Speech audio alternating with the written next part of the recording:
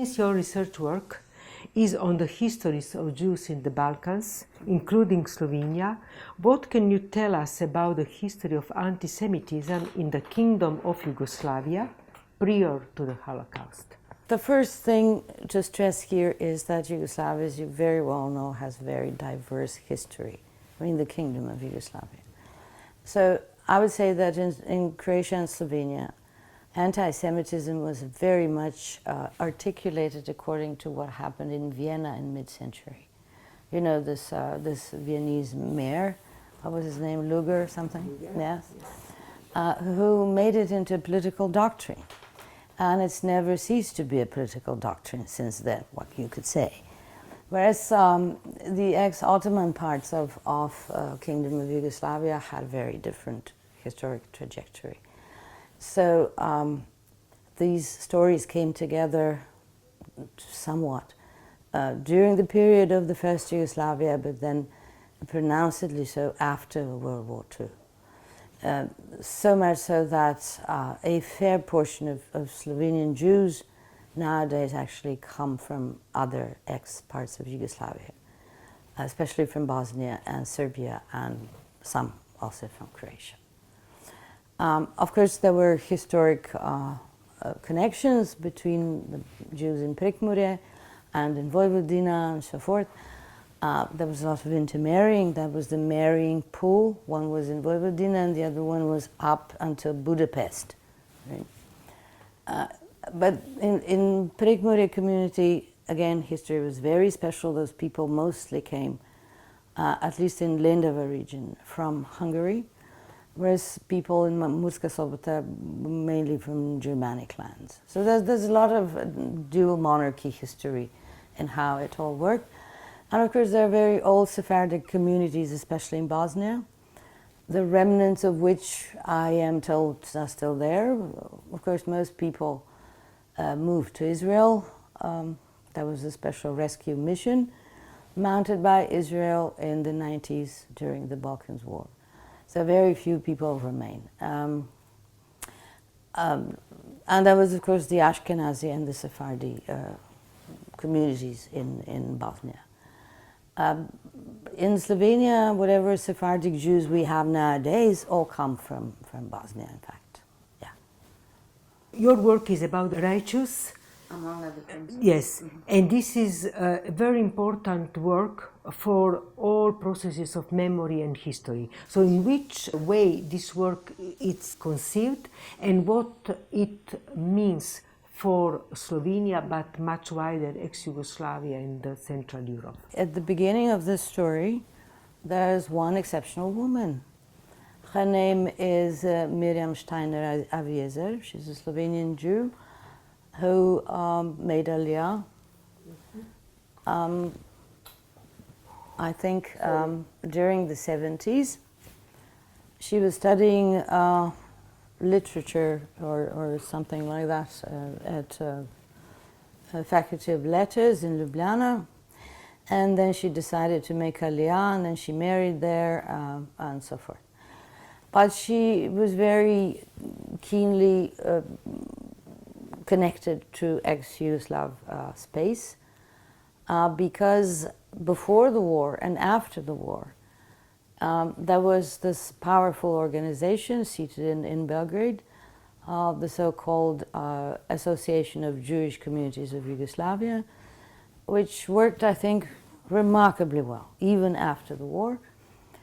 And she was very much engaged in this as a young woman, as a young survivor of the Holocaust.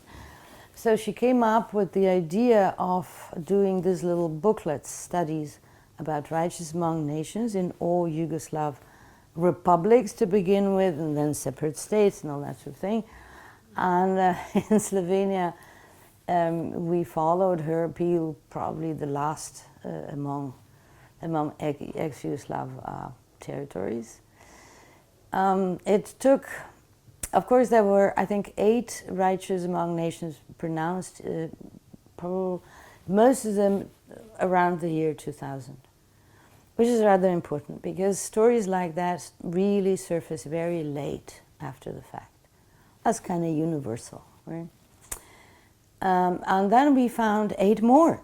So now I think we have 14 or 16. And there is one other possibility that there's going to be another person who we will present as a candidate for this exalted title. Right? Boris Hajdinjak researched one story in Prekmurje, which rendered, I think, 5 righteous. And I researched another story in Ljubljana. The saved person, who was a Jewish child at that time, is still alive, still with us. And I researched the story, I wrote it up, and he backed it up. There are special rules as to how you need to present this to the Yad Vashem committee, and in the end of the procedure, there is one judge of the Supreme Court of Israel who reviews the entire thing and then pronounces his or her decision. So this was family Rozhans, who saved this small child. At that time he was barely 4 or something like that. Yeah, like I said, these stories, we still didn't quite lose hope that we could learn more stories like that, because it is universally accepted and known that people who do rescuing basically rarely, if ever, talk about that. Just couldn't do otherwise. So there's a strong ethical principle in people like that, and they never seem to think that they've done something extraordinary, you see. So you really need to find them, basically. That's why we still hope that more stories will appear, and Yad Vashem is also determined to leave this open until such time as they are sure that there is nothing more to learn. What kind of genocidal politics, I will say, we can detect in this region, in Slovenia and around? Well, as you probably know, the Holocaust came to what was Slovenia nowadays pretty late in the day. It all happened during 43, late 43, after Italian capitulation, and in 44. Now in Prekmurje the story is, widely understood. It was after Horthy's regime fell, and Eichmann personally took over the matters and started this clockwise plan, which happened to start at 6 o'clock, which was right in Prekmurje, right? So this happened in the night of 26th April in 44. Whereas in Ljubljana, the ex-province of Ljubljana, Italian province of Ljubljana, it started in 43, the moment the Home Guard was constituted. And there was this infamous person, Lovro Khatzin, had been the chief of Ljubljana region police since 36 and remained so until 45, when he was sentenced to execution and was actually executed in 46. Now, without the help of Home Guard, the Ljubljana Jews would probably make it. But it was the Home Guard and the Home Guard police that rounded them up and betrayed them to Gestapo and all that sort of thing. The Khatzin story starts in an episode under Italian occupation that I thought was puzzling for years, and now doing all this archival research this summer and still doing it, I understood what happened. There was a family called Ales, and they were I think the only family that was deported under Italian occupation. Now, in the archives we found out that Khatzin wanted to have their apartment. So he forced them to switch with whatever accommodation he had. It was very meager, it was some kind of cellar apartment. And he must have been extorting Alice, because obviously they couldn't say no. And the moment that transaction happened, he had them deported. And the family father died on the way to Italian concentration camp of heart attack. They had a daughter, Erika, who was horribly ill. The mother and Erika survived, and they came back to Ljubljana, and they couldn't, of course, the possessions were all nationalized, and they lived up until 70s in horrible circumstances in some cellar without any income and all that.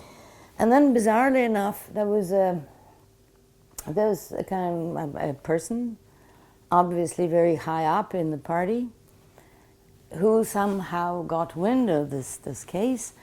They were awarded some kind of plaque or some kind of medal for God knows what, and their living circumstances were sort of sanitized. Of course, it was a bit late for the daughter. She died about that time. So that's the kind of story that gives you all the palette of violence, and also how violence gets normalized, and how there's always these parallel worlds. There's always Alice's women in cellars, and always people who are completely oblivious of this kind of stories in their midst, right? It's this, it's been noted in studies of Holocaust how extreme violence and an acceptance and pretense of normalcy all coexisted. And it's more than that. In Yad Vashem, you have, they give special educational programs for teachers and for just everybody who wants to learn anything. And they will present to you the case of the Warsaw Ghetto. Well, of course, people of all sorts of social standing were crammed together in this horrible place. And you had ladies in fur coats and high heels, and obviously well-to-do still, even in the ghetto, going along the streets where poor children were dying. The interesting thing is that in Israel, this kind of truths are really laid on the table. There is no censorship of this kind of puzzling and horrifying and horrible aspects of this horrible time. Whereas, of course, here in Central Europe, we tend to embellish our national histories, and then we cause a lot of harm with that. We are much less capable of kind of open talk about. Hence all the problems, the perpetuation of this divide of left and right, and all that sort of thing, right? Yeah, so of course there was a lot of horror, and in Ljubljana there was this proclamation, the Nazi proclamation, that said, if you are hiding a Jew or helping out a Jew, you will be treated as a Jew, right? But still there were people who just, couldn't do anything but help, right? So this is perhaps the interesting part of it, the moral character of these people, right? The way they never thought much about it, it's just, that's what you do, right? It's the right thing to do. But there was also post-war violence on the part of especially the party and the secret police, who neglected the directives of the AUNOI, the provisional governmental body during the late stage of occupation and war, who said that the Jews are a collective victim of World War II.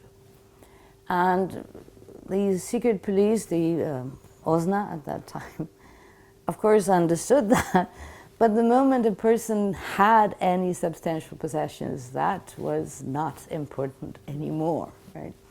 And that was legal trickery,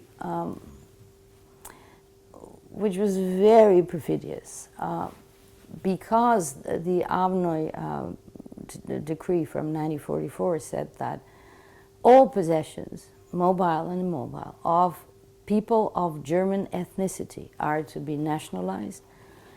They simply proclaimed all Jews people of German ethnicity. So it was up to survivors to try and present proofs that they are not German, that they are Jews. Right? And again, it did help if they were poor, but it just didn't help if they were rich or were in commerce or industry and had substantial industrial or commercial properties. Yeah. So But there's another thing that I got to notice in this latest research. You had, of course, these bureaucrats. Obviously, those survive every war, because suddenly you had all these institutions and a special office of confiscation and nationalization, and there were learned people, you know, lawyers and stuff like that. And they sort of gave instructions that sound quite civilized, even in 45 and 46. Whereas then they sent inspections to see how things are going in real life. And there were many complaints that the people, the secret police is tormenting people that are coming back from concentration camps and they're, you know, and all that sort of thing. But what strikes me are two things here. How terribly well organized this nationalization was. There must have been people preparing it a year before liberation, for sure, because everything was, you know, smooth, and everything was basically concluded until December 46. That's, you know, impressive in terms of organization, right? But also that these people, the secret police, were ex-partisans and ex-fighters who very obviously were terribly traumatized, right? And I think it takes a social scientist other than a historian to see that in the characteristics that they were writing about people. Right? It was a very paranoid, very hostile kind of tone, so that in many cases other witnesses stepped forward and said, what are they talking about? These people were on our side, they were hiding our people, they were helping, you know, that sort of thing. So you have this post-Holocaust, post-war landscape that is probably even more complex than whatever was going on during the war. And then a lot of this heavy silence and, you know, this funny impression you get when you comb through these archives, that people are a bit like grass, you know. You burn a patch of grass, but then suddenly everything heals and overgrows, and, you know, there's new generations and new people. Yeah, it's very dynamic, and a lot of pain and trauma was really never told. Yeah. When the really new turn of the page of this research starts in Slovenia, the groups that are discussing Holocaust, that are talking about memory, history, and all these processes. That was a small group of people. We started off at about, I think, in 2001 or 2. One of them was Otto Luther, who has been and still is in a position to organize us, right? So he was very seminal in this process. And there was Boris, there was myself, and a few other people who have done some kind of small work in ethnology and history or whatever. So we started to bring this together and get some kind of systematic program. But what really helped was that in 2005, there arose this question of restitution. So at that point, there were 2 groups of researchers commissioned, one by the state, or by the Ministry of Justice at Institute of Modern History. That basically brought together everybody who was anybody at that time in Slovenia, and then there was me, the World Jewish Restitution Organization, who is representing the Slovenian Jewry in this matter. So both studies were done, and comparatively there was quite a few differences, I would say. Or in fact there was a difference in concept. The INAZ team was really looking at census-based Jews and what they possessed and where they, whatever. My team went for a much broader picture. That was the first step that really showed us stuff we don't know. And one of the things that was very obvious was that Ljubljana is the worst research place on earth when it comes to Jews. In Prekmurje, there were earlier works by Beata Lazar, who for instance, compiled all the names of Jewish victims in Lendava. And there was a lot of work done on Murska Sobota and Maribor, because there was all this industrial possession that was nationalized, and the richest, probably the richest Slovenian Jew lived there, Marko Rozner, and so forth. But Ljubljana became a huge unknown, and of course the way things are in science, you have to wait for money to come your way. Basically, we have started to research Ljubljana within this current project, which is again the restitution, but this time the teams are together. They're smaller on their part, but we sort of work jointly, and we hope we will have definitive data by the end of this fantastic gathering of data. Right now I think we have over 23,000 photographs of archival materials and so on. There's been people before Second World War even who started to write about medieval Jewish history in Slovenia. But curiously enough, in Slovenia there is no pertinent deep research into Second World War, let alone the so-called 10 Days War in the 90s. Right?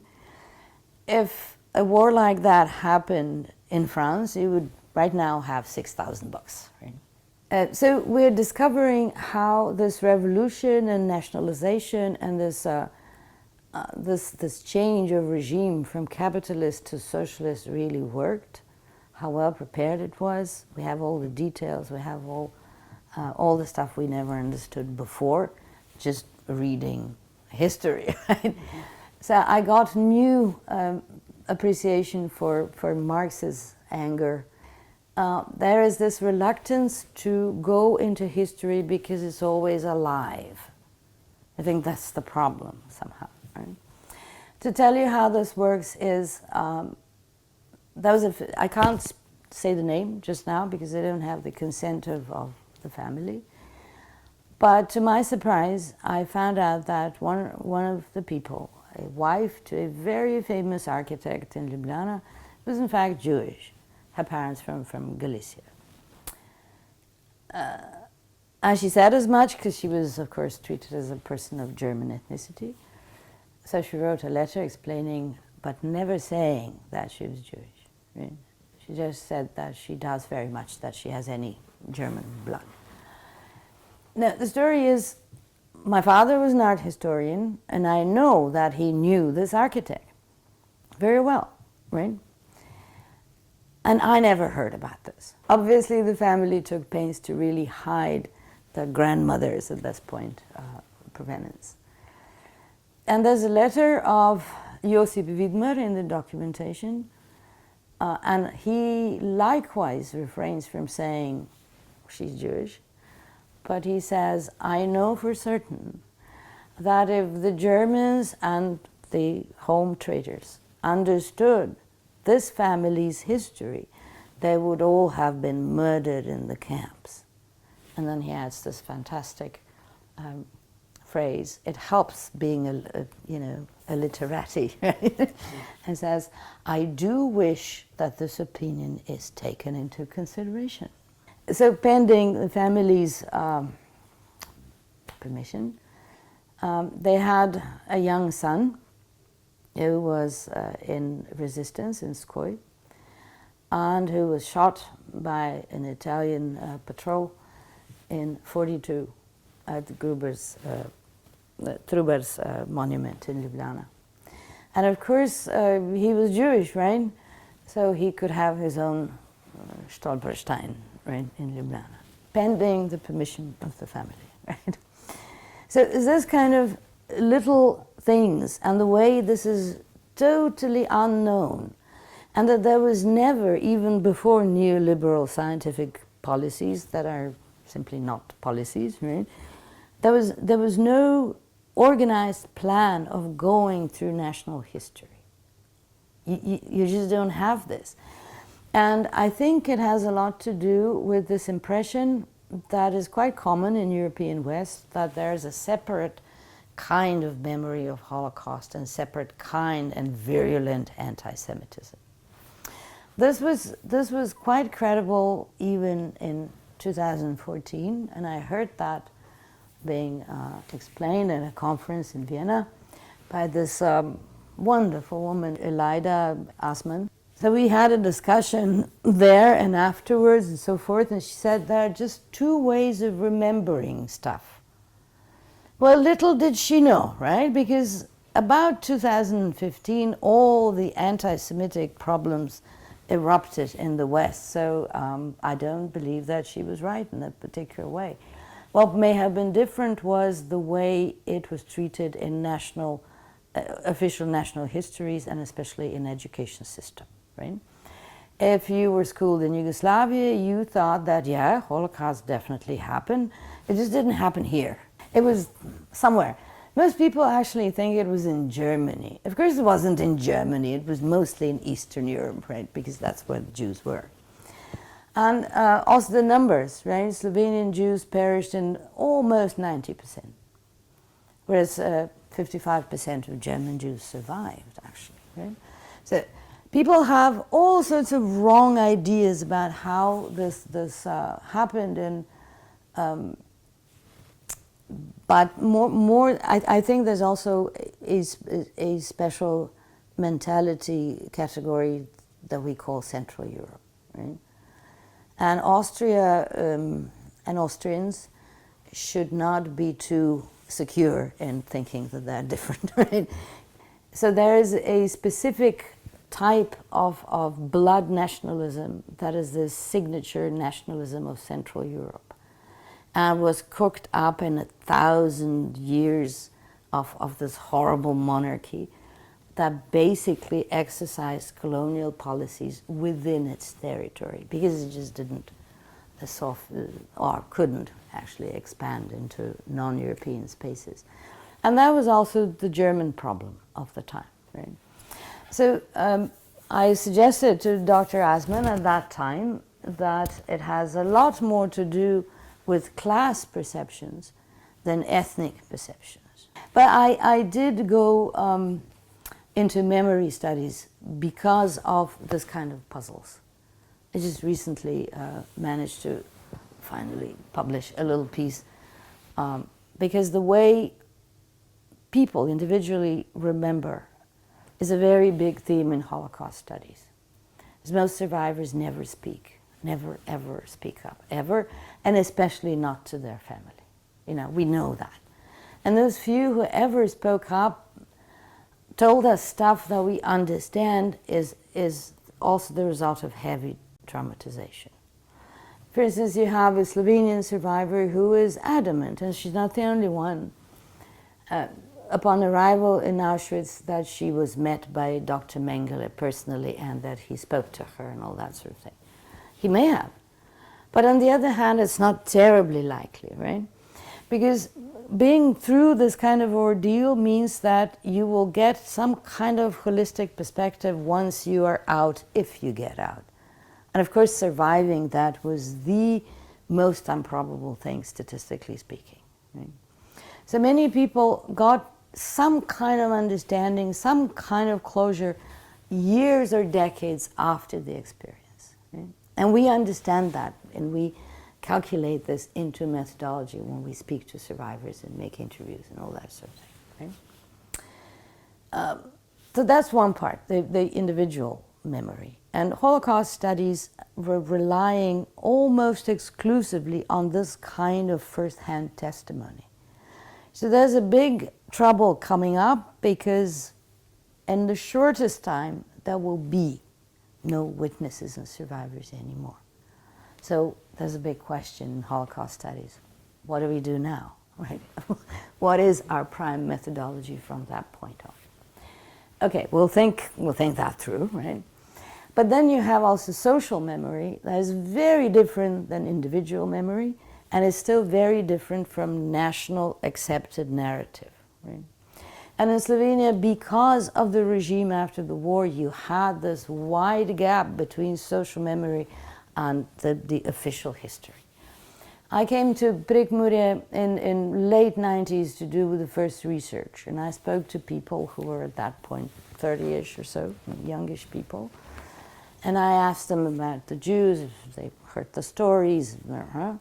Most people never ever heard anything about that. And I said, how's that possible? You know about the cemetery, you know about the synagogue in Lindau and all that. Oh, they said, yeah, oh yeah, but that was way long ago. So is this relegation into past that is one of the mechanisms to deal with this kind of social trauma? But I believe, and it's my thesis, that we live with the consequences of this particular genocide and this particular horror of 6 years of war, planet-wide war, and that there are consequences we don't recognize as such, right? We just don't recognize them, but they're still with us, right? Very much so, from epigenetic consequences to social, very much so, yeah. If we think about racism in general terms, and of course anti-Semitism, and recently in Slovenia, like everywhere in Europe, but in Slovenia we see really racism part of the vocabularies, but very present in the public space and so on. And you also do a lot of research of nation-state policy, nationalism, so how you see the connections in the present moment. Slovenia, nationalism, racism, anti-Semitism. Well, first of all, there's this question whether or not anti-Semitism is in fact a type of racism, right? Of course, anti-Semitism has every structure of racism. And there's more than that. Jews were not treated as white people. They were not considered white people during the 19th century throughout the West, especially in the United States, where you still have racial delineations for administrative purposes. They only attained the status of white people during early 20th century in the United States, but they were never quite considered, especially in Eastern Europe, they were never quite considered white, right? In Central Europe, there was this historic sharing of the same economic niche, especially with Roma people. And you have that especially in Moravia and Bohemia and all these parts of Central Europe, where they were peddling, they were selling bread on the streets, and they were mending umbrellas and stuff like that, and had circuses. So you still have people, activists I met years ago, coming from Czech Republic and stuff, and they say, well, we're both gypsies and Jews. So you had this kind of different classifications of whiteness and alienness and all that sort of thing. But with anti-Semitism, what is important to understand that it really becomes from racial prejudice to a political doctrine in the mid-19th century. It's weaponized, as we would say. Many things survived Second World War, among them anti-Semitism, but there's one thing that did not, and that's the colonial system, right?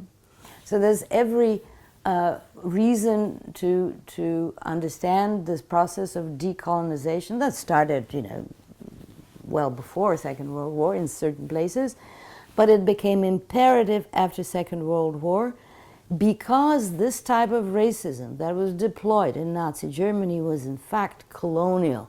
It was this ripe 19th century doctrine intermixed with, you believe, science like eugenics and all that sort of thing. And it was very deadly. And the Holocaust proper, the murder of 6 million Jews in Europe, is in fact very special in the history of genocides because it was so industrialized.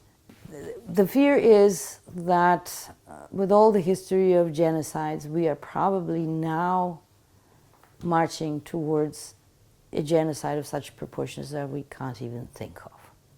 And at this time, in terms of climate change consequences and all that sort of thing, you cannot think of genocides outside of patriarchy, right? But on the other hand, we don't know anything but patriarchy. Whatever anthropological evidence there is scattered all over the world about some kind of different types of societies is really very meager and very exoticized, and we don't really know how that works. We don't, as a species, remember a time before patriarchy. Right? It's become so naturalized to us, and it's right now becoming absolutely, overtly absurd. The question is that the genocide and the Holocaust is so specific that you cannot make comparison with colonialism. Oh no, you can. You and absolutely this can. will be my question. How to think historically? What we understand now is that the Holocaust was unique because it deployed industrial, modern methods. The methodology was scary and the end goal was scary. Other than that, everything that the Nazis came up with was already seen and experienced in the colonial world. You have Indian reservations during the very late 19th century after the so-called pacification in the United States and Canada. The pacification having occurred, well, one should say 1890, because that was the year of the last military massacre on the territory of the United States. Concentrating people, segregating them spatially, and starving them to death, and all that sort of thing, was all very, very familiar in colonial world. Now, the ideology of colonialism was, of course, as toxic, I would think, as fascist ideologies, and of course they were from the same basket of historic circumstances, right? Except.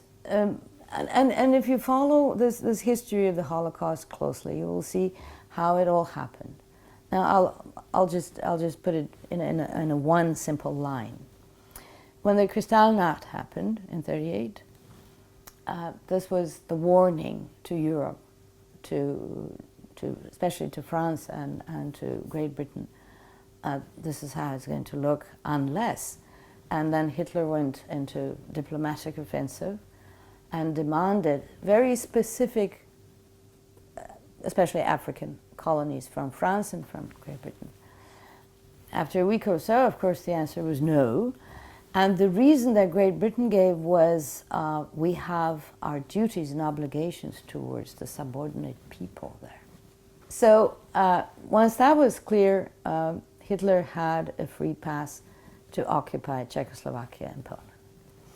And nothing was deemed unusual at that point. This was history as Europe understood history goes. Right? And there was also opinions saying that, well, finally the Germans will take care of this chaotic Slavonic space, and that will bring order and discipline and, that sort of thing.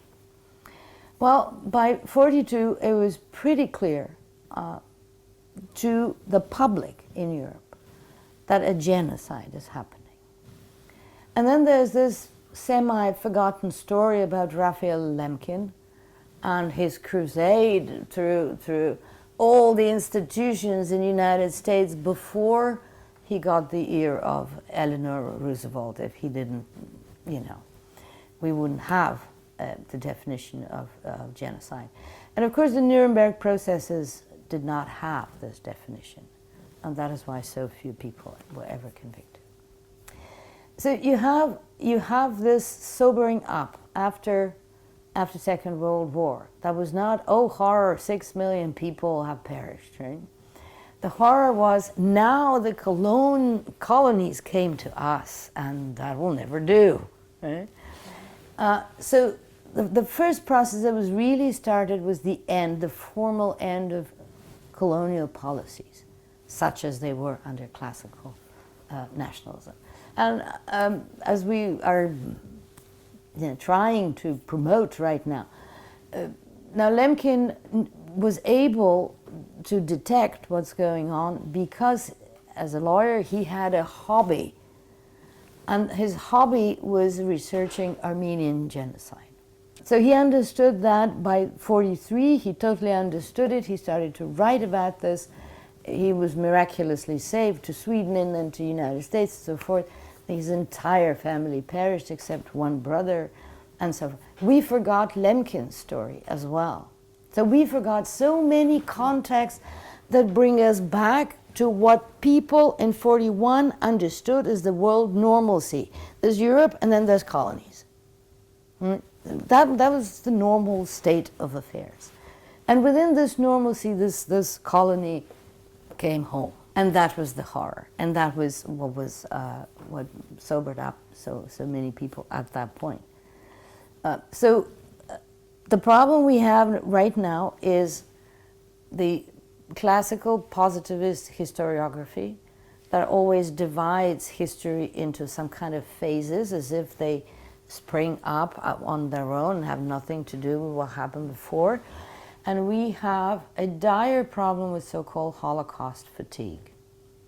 The more children are exposed to this kind of education, the more they hate it, because they don't understand what happened.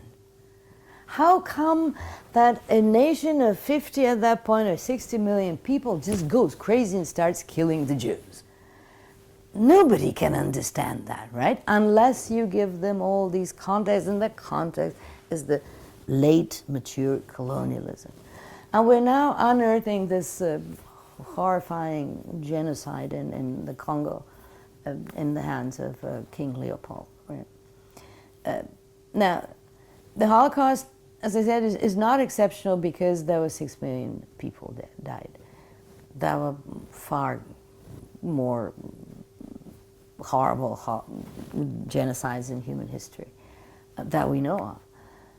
And it's not special for any quantitative reason. It's special just because it deployed the industrial methodology, right?